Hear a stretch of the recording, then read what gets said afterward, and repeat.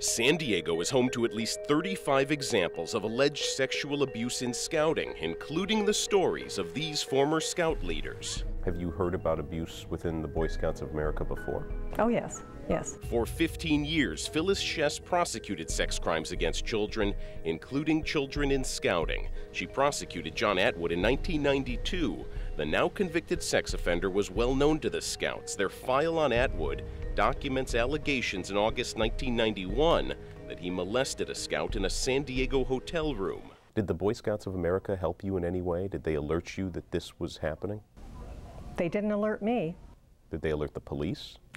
Law enforcement was alerted by a couple of the boys' parents. One nation, under God. Since the Scouts' confidential files from 1971 to 1991 were made public, the Boy Scouts of America have declined our requests for on-camera interviews. But in this video produced by the Scouts, the CEO, Bob Mazuka, talked about why the organization handles abuse allegations the way it does. We have kept these files confidential because we believe victims deserve protection and that confidentiality encourages prompt reporting of questionable behavior. It removes the fear of retribution and ensures victims and their families the privacy that they deserve. The Scout spokesman told us their current policy requires everyone involved in scouting to report to local authorities any good faith suspicion or belief that any child is or has been physically or sexually abused. But despite the Scout policy and Mazuka's words, some expressed a growing suspicion that protecting scouting may have been more important than protecting individual Scouts. Certainly there is pressure on Scout executives, as I understand it, to make sure membership levels stay up. And clearly, if an organization is talking openly about the fact that children are being sexually abused within it, that at least initially could have a negative impact on membership levels. Tim Hale is trying to get the Scouts to publicly disclose the files they continue hiding, files dating from 1992 to today. The Santa Barbara lawyer is one of the only people who have seen these more recent files. One of the most disturbing things we've discovered is the fact that for decades now they have been receiving reports of abuse and quite often not reporting them to law enforcement. Were there any pictures that showed his penis? Yes. So he didn't have clothes on in that picture? He did have clothes on. Okay, but his penis was exposed? Yes. Okay. Did you take that picture?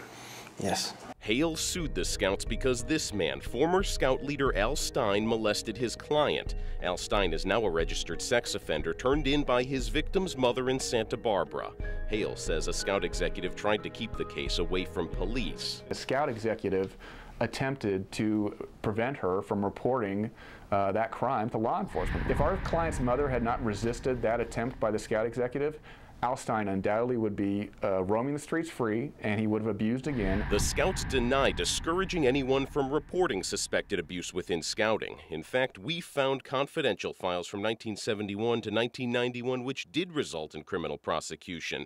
Thomas Wood, Rodney Stark, and Raymond Weeks were all San Diego Scoutmasters during those years. The Boy Scouts kept confidential files on all three.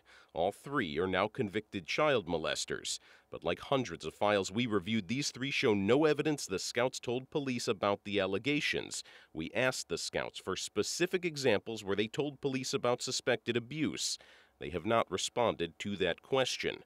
In the YouTube clip, the Scout CEO says his organization believes in holding child abusers accountable. When we believe perpetrators of abuse should be punished to the fullest extent of the law. He reminds us why the files were kept confidential. Confidentiality encourages prompt reporting of questionable behavior. But 4 years ago, former Scout leader and registered sex offender Al Stein testified he never saw the Scouts report any sexual abuse. Have you ever been aware of anyone affiliated with Scouting reporting childhood sexual abuse to any law enforcement agency?